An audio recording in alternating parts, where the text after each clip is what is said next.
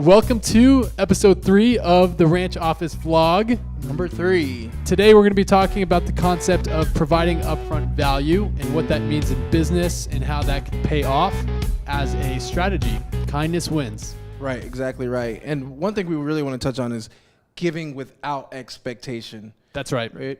So I'll open it up. I know one thing that a lot of people do, and I've been able to network with a lot of people via LinkedIn, social media, and it seems like one thing that we always get in our inbox is like, hello, my name is, and it's like always someone telling you about the services that they offer, the value that they can give you. Yeah.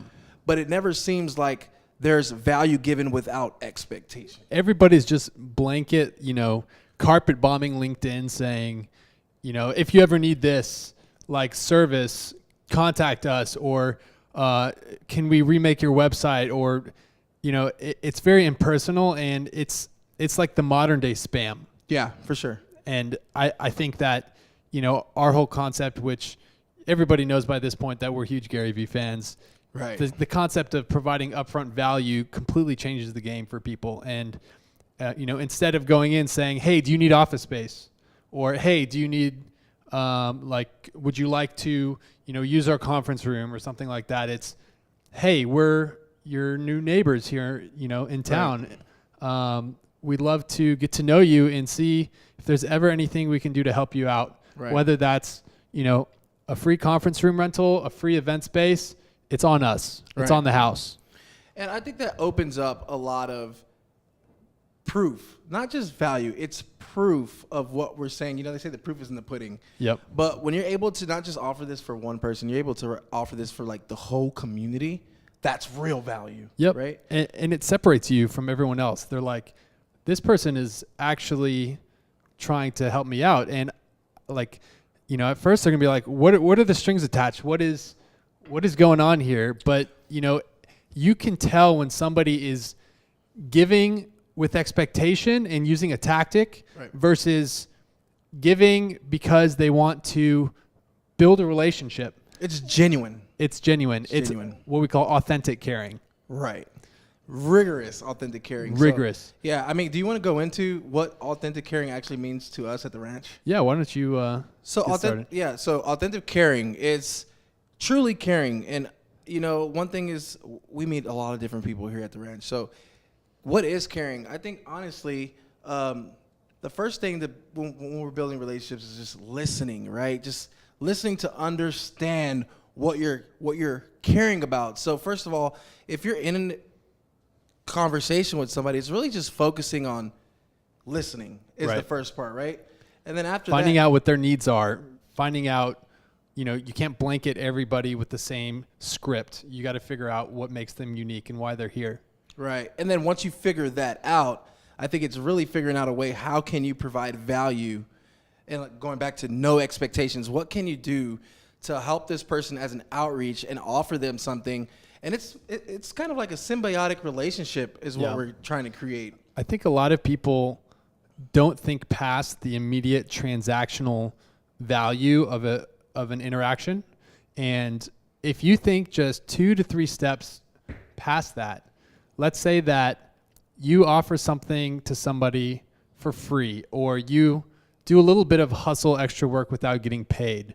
You're not going to make something right away. You're not going to get that small, dollar value. But what you're doing is you're showing to the person, I'm here, I'm willing to, form that relationship and be the kind of, partner or business relationship that cares about you and is going to have your back. And people respect that. And so, down the line, when they come back and they decide, oh, I actually do need office space, they're going to have an image in their mind of a company that cares and, had their back and wasn't pushy and salesy. And that applies, not just to us, but to everybody.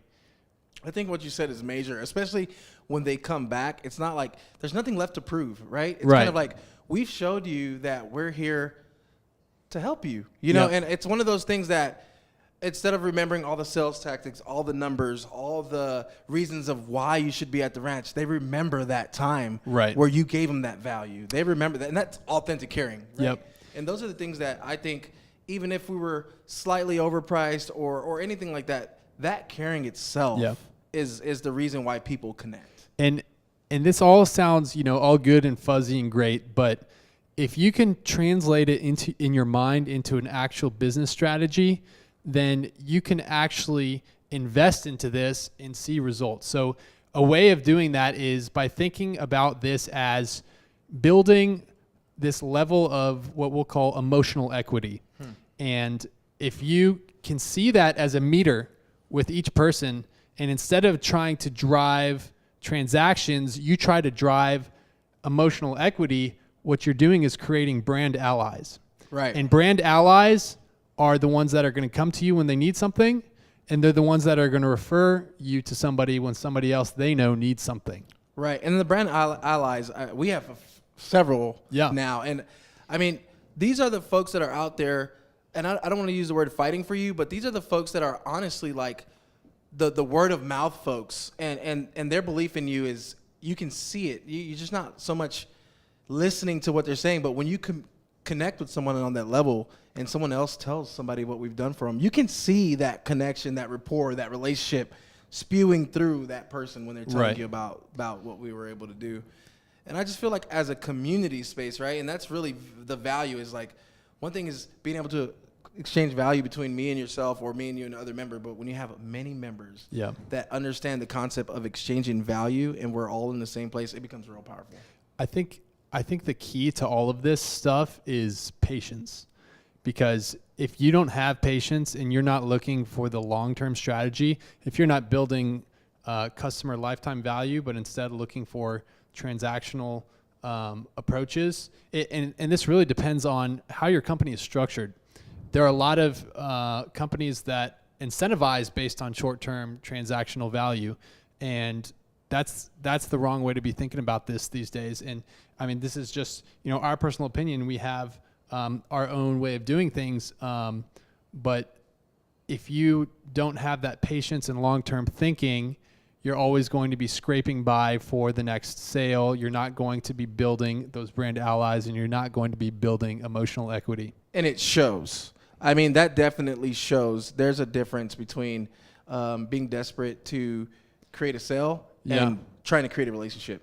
Yep. And those are two different things that people can feel, right? And I think those are the type of emotional decisions that people make. I mean, we've been to several different places, co-working spaces, and we checked them out. And one thing is like, that feel is what we're trying to give, that actual feeling of, we don't expect anything from you. We Right. want to give you value. We want to be able to compliment you. And I feel like that does give an upper advantage edge when it comes to the ranch itself. Yeah. Just that community vibe, that openness and willingness to help. And Let's give some examples of what we've done. So we've talked about event space, right? right. Let's think about, for example, letting somebody, it can be small. It doesn't even have to be big. It can be, letting somebody who booked a conference room for 2 hours and they went over to 3 hours, they come to you and say, I'm so sorry we went over, charge me whatever. And it's like, you know what? It's okay. You're fine. Right. Don't worry about it. We got you. It's not a big deal. And if you have all these corporate policies where you're like, oh, you're going to lock the door after their 2 hours is done, or you're going to, spy on them, and you have to have a little bit of heart and have a little bit of flexibility. Right. And that's going to show, and that's going to build loyalty. And so even small things like that, we've sent pies out to people that, have joined or thinking about joining, like pecan pies here in Texas. That's a big thing. And I want you to dive a little bit more into that, because I mean, it is interesting. I honestly believe that is an interesting way to show gratitude. Yeah. Thank you for, coming by the ranch office. So if you want to dive into that, I Sure. love the pie idea, actually. It's one of the things Okay. So every Christmas, my family has gotten Good Company pecan pies and sent them to our family, in other states, and they always love them. I'm not sponsored by Good Company or anything, but it is a great present to give to somebody, and it's very in theme with what we're doing over here with Southern Hospitality and building a small family. So, you know, when we give these, we build this emotional equity, we build loyalty, and we build that feel good kind of feeling about our brand.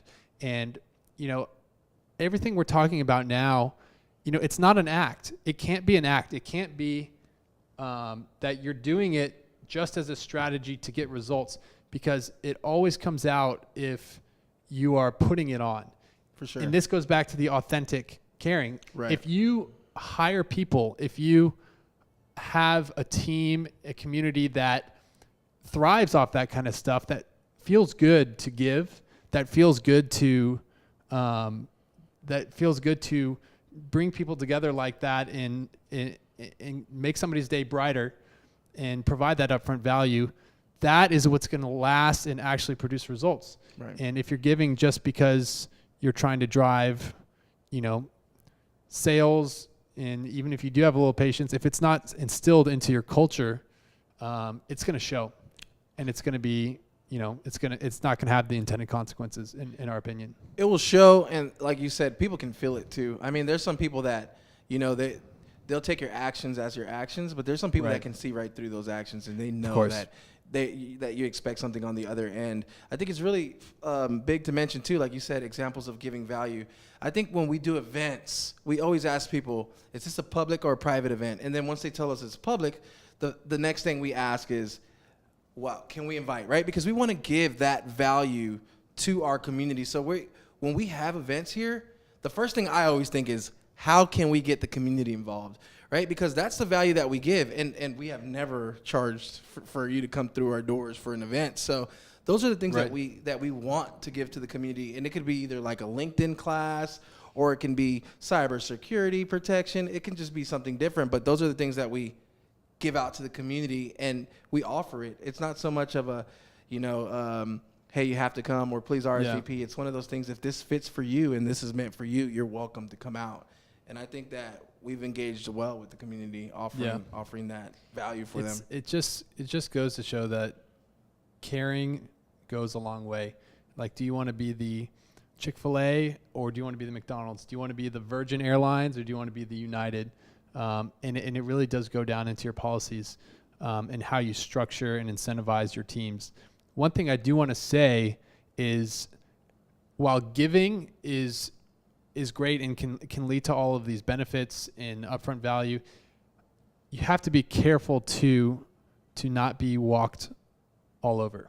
And I think that it's very important that when you do decide to do something like this, you know what your limits are. And people will always take advantage of you. And sometimes that's okay, and you have to just go with it. There will always be somebody who tries to game the system, you know what I mean? But you have to be the better person, and you have to always know your limit and know when, people are just trying to siphon free stuff or take advantage of you. So that's why we have, policies in place that limit, do we want to give a free event space? Well, depending on the event, yes, we do. We want to build that relationship, but first event is free, right? And we can work on other stuff on a case-by-case basis. So not being completely walked all over is very important, and you have to be prepared to say no, to be firm, and agreeableness is just, it kills. So it's a fine balance that you have to run. But once you find that balance, you're off to the races. Yeah. And for sure, like you said, I've in the last two months that we've been open, you definitely have to know your limit. But I feel like in general, the population that's been through here, I mean, we're all on the same page for the most part. Everyone is trying to figure out how to gain value and exchange value, and it's just, I feel, it's just such a unique space that we're in, to be able to hear all these different sectors and be able to tour these people and hear, like, I mean, at the end of the day, everybody's got to achieve results. You have a business to run. You have to, accomplish things. And so you have to make sure that both parties understand that what you're doing by providing that value is to build the relationship, but this has to be a win-win. Right, for sure. This has to be a win-win. And I'm not saying they have to have that expectation, but if they ever come to you and try to push too far, it's very easy to say, listen, I have a business to run. I can't do that, and explain it to them. And, people understand. People know. So anyway, I think that is very core to our, ideals, our values here at the ranch office. I think if more people and more companies could implement this, we'd have more of the Chick-fil-A's, the Virgin Airlines, the ranch office of the co-working space. That would really make a lot of people's days brighter. Yeah, for sure. Really change the way people do business. I would recommend, if you want to learn more about this stuff, reading the book, The Thank You Economy by Gary Vee. That's a good one. That was kind of what inspired a lot of this kind of stuff. Definitely worth checking out. Any last words, Mike? Feedback. So we get value from your feedback. So even like when we're exchanging value with everyone, just give us some feedback. Let us know if you guys are gaining any value from these videos. And we really want to hear from our community. So other than that, that's probably the last comment I want to make. One last update on our end. We have all the equipment now for podcasting. This is our 3rd episode. We are in the swing of things here. We know how to edit them, strip it into podcasts.